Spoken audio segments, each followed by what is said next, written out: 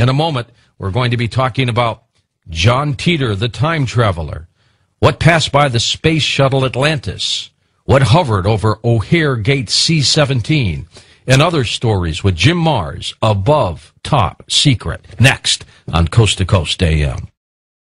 Jim Mars is an award-winning journalist. He's got more than 30 years' experience with several Texas newspapers. In 1999, he began teaching a course on UFOs, perhaps one of the first of the university level. He has investigated the U.S. Army's remote viewing program, and he has covered many major stories. I had an opportunity a few weeks ago at the UFO Crash Retrieval Conference in Las Vegas to meet Jim Mars. Hey, Jim, how are you? George, always a pleasure to be with you. So you were shooting by me as we were walking into the hotel for the event, but it was great to meet you, even as briefly as it was, Jimmy. Well, it was. It's always pretty hectic at those events. Maybe we'll have a chance to sit down and toss back a couple one day. Yeah, we will do that. God, you did a great job with this story, this book, Above Top Secret, Uncover the Mysteries of the Digital Age. Tell me about the work, the research that went into this. Well, this was one of the most interesting books I've ever produced, mostly because when they said, I got together with the AboveTopSecret.com people. It's their website. Good people. They're one of the biggest, best on the whole Internet. They have millions of subscribers, members. Nothing gets past them. Everything is debated, and that's really an exciting thing on the Internet because too many blogs, too many newspapers, magazines. They have their own staff. They tell you what they want you to hear, and if they tell you something that's not necessarily true, you really have no recourse. You just accept it or you don't. But on Above Top Secret, their motto is deny ignorance, okay? And everybody has a chance. And when somebody posts something, no matter how ridiculous it may sound, if it is indeed ridiculous, then plenty of other people jump in and say that's ridiculous and here's why. And so you really get to the bottom of things. So when the Above Top Secret folks came to me and said, we'd like you to write about all the biggest controversies, mysteries, conspiracies going on today, I thought, oh my God, George, can you imagine? I mean, each one of these topics could take two or three books, right? Yeah, absolutely. So I'm going, oh my Lord, I don't know. And they said, no. Said, you don't have to footnote this one. You don't have to nail everything down. You just tell people what is the issue and what do we know about it and what seems to make sense and what doesn't.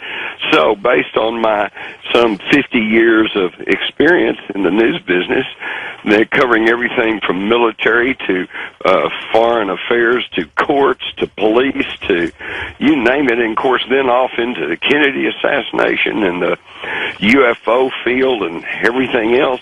I just thought, wow, this is really cool. I can just sit down and tell people here's what the issue is. And George, I'll tell you what I did. I just went back to journalism school, basic journalism school, when they said go for the who, what, when, where, and why. So here's what, here's who says it, here's what it means, here's why we need to pay attention to this, and then each chapter gives a little bit of an overview. So I don't want anybody to think that I'm going to solve the mysteries of UFOs or that I'm going to solve the Kennedy assassination, but when you read this new book, Above Top Secret, it's a primer on these issues, and you'll be well geared up and well armed to go and tackle these issues for yourself because you'll have that basic who, what, when, where, and why. Yeah, it is. It's a good little research book for all these topics. We'll touch on a few of them tonight while we have you, Jim. Let's talk about something that's so topical right now, Jim Mars, and that is, of course, the situation with the Federal Reserve, which you include in this book, Above Top Secret. I mean, here we are. Now, we're told about a $700 billion bailout. Now we're talking about trillions of dollars that just keeps getting given away, our money, taxpayer money. And yet the Federal Reserve continues to do what it does. Is that a scam, as you looked into? Well, let me put it this way. If you entrusted all of your money to some institution and that institution had been in existence since 1913, and yet no one was ever able to audit that institution to find out how much money do they have, and what do they do with that money, and who controls that money. It kind of sounds like a scam to me. I mean, I'd like to know. Obviously, they haven't taken that public trust with the money too seriously, or we wouldn't be in the mess we're in, right? So true. True. And you have to understand that the Federal Reserve is neither federal nor does it have any reserves. It's not even officially part of the government. It's 12 district banks or area banks. The biggest, of course, is in New York. In New York, which pretty well tells the rest of them what to do. Yeah. And then they're in turn owned by private banks, which are then owned by private owners and investors, many of whom are not even American citizens. So, and we can't audit it.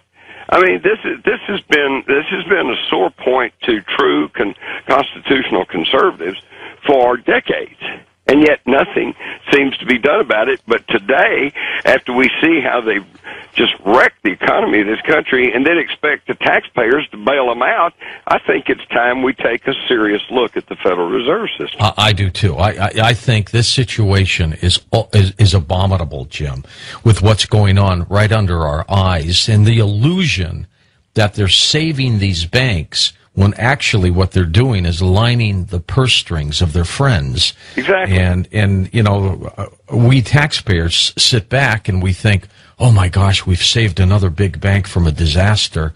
No, they are taking money. They are pillaging us. We are bailing out private industry. Now, when did we ever start that? George, if you and I owned a corporation and we were selling cars, okay? And our cars proved to be defective, who's held responsible? We are. Yep. And if our company goes broke, as many car companies have, then, you know, who's at fault? The people that run the car company, okay? They either made bad investments or bad choices. They did something. And in a free and equal capitalist business environment, you take the risk, you reap the profits, and you also take the hits when something bad happens. Where is it written that these people can make these god-awful financial decisions, and then it's up to us taxpayers to pull their fat out of the fire? This past Saturday was the JFK assassination weekend anniversary. Ian Punnett did a show on that. I didn't have an opportunity to because the 22nd fell on Saturday. Right. You have investigated JFK, and you've done a pretty thorough job.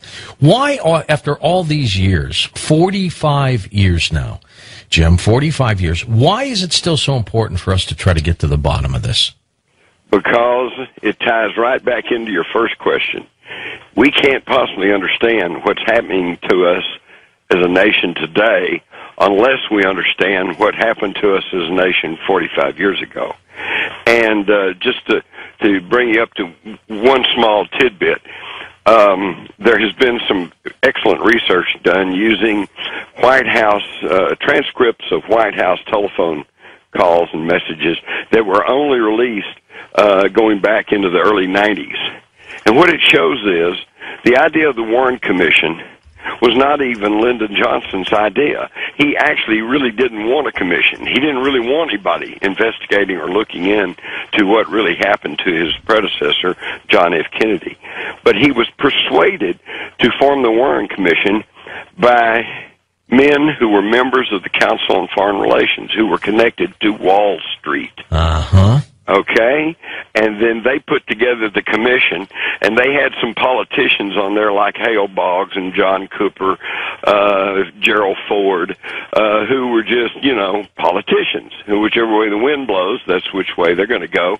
The two most prominent people on the Warren Commission were John J. McCloy, who had been CEO of National City Bank, which is now Citicorp, and Allen Dulles, who had been fired as head of the CIA by Kennedy.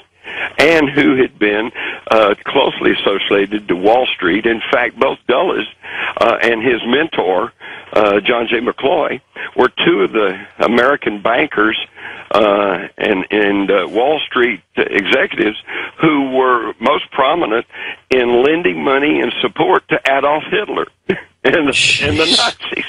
Holy cow.